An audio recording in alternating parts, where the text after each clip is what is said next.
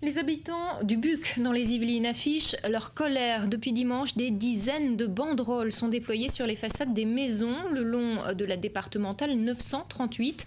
16 000 véhicules empruntent chaque jour cette route qui traverse de part en part le village aux grandes dames des riverains. Geneviève Faure, Nedim Lankarevitch. À Buc, les riverains de la départementale 938 sont fatigués. Le bruit, le danger, la saleté et la pollution, le défilé des camions et des voitures ne s'arrête jamais.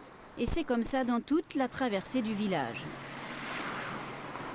Il y a plus de 16 000 véhicules par jour, dont plus de 700 poids lourds. Et ce sont les chiffres officiels de la municipalité. J'ai des petits-enfants et j'ai envie que mes petits-enfants puissent dormir tranquillement quand je les ai et que je puisse leur faire traverser la rue et qu'ils n'aient pas peur quand c'est des camions qui passent à toute vitesse. Les habitants se battent depuis plus de 30 ans. Et chaque fois qu'ils ont obtenu quelque chose, disent-ils, comme un feu pour les piétons, c'est à la suite d'un accident mortel. La solution pour eux, le déclassement de la départementale en voie communale.